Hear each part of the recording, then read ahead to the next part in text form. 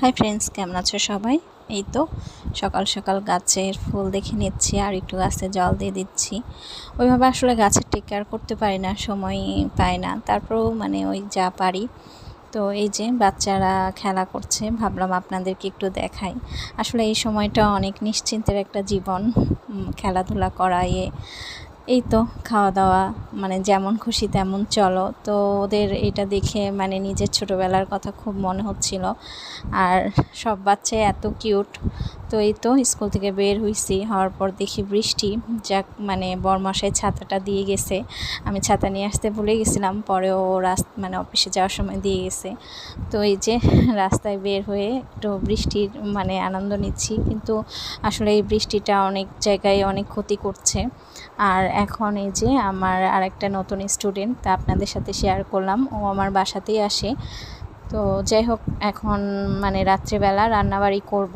তো ওই যে রুই মাছ, একটু ইলিশ মাছের মাথা, আর বরমশাই তো রুই মাছ খাবে না, তোর জন্য ডিম। এই যে কত রকম রান্নাবাড়ি, দুইজন মানুষের 3-4 রকম রান্নাবাড়ি হয়ে যায়। তো যাই হোক, 2 চুলাই ধরাই নিছি, দুইটাতে করলে তাড়াতাড়ি হয়।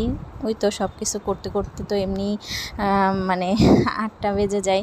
তারপরে রান্না করে খেয়ে ঘুমাতে ওরকম 12টা বাজেই। আবার সকালে উঠতে হয়, সারাদিন দৌড়াদৌড়ি। তবে এই দৌড়াদৌড়ি আমার কাছে এখন খারাপ লাগে না, অনেকটাই ভালো লাগে। বলতে পারেন আমার খারাপ লাগার ঔষধ একটা, এই সময় কাটানো, স্কুলে যাওয়া, পড়ানো, সব কিছুই। তো এই যে মিষ্টি কুমড়ো একটু ইলিশ মাছের মাথা দিয়ে রান্না করব, আর রুই মাছ করব হচ্ছে আলু পটল দিয়ে, আর ডিমের ঝোল যেভাবে করে। তো এই তো রান্নাবাড়ি তুলে দিয়েছে। আর বাহিরে তো এখনও অনেক বৃষ্টি হচ্ছে, এই কয়দিন টানা বৃষ্টি হবে। আর অনেক জায়গায় ওই যে বন্যা হচ্ছে, বন্যার জল অনেক বেড়ে গেছে। তো খুব খারাপ লাগছে সব কিছু মিলাই।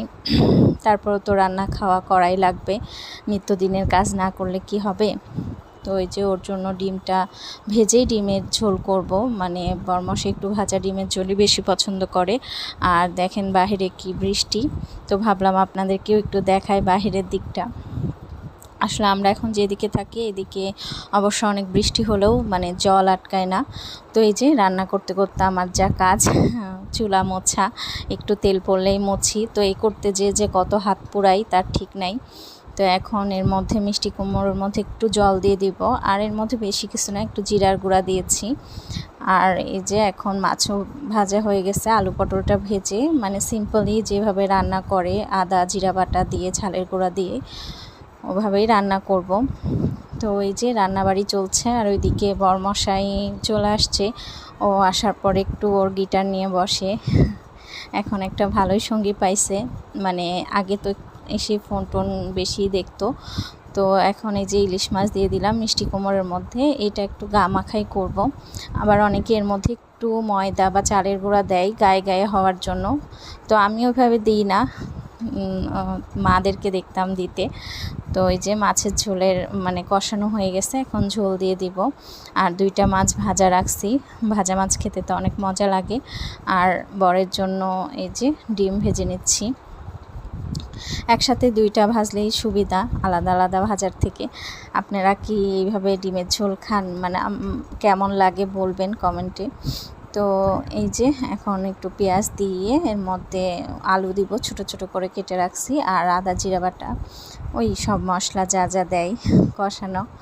তো এই তো, আর ভাতও উঠাই দিয়েছি রান্নাবাড়ি শেষের দিকে। তো শেষ করতে করতে প্রায় 9টা পার হয়ে গেছিলো। তো মশলাও দিয়ে দিলাম, আর কষানো হয়ে গেলেই একটু গরম মশলা দিয়ে এখন নামাই নিব। তো এই তো রান্নাবাড়ি আমার শেষ, আর ভাতও হয়ে আসছে।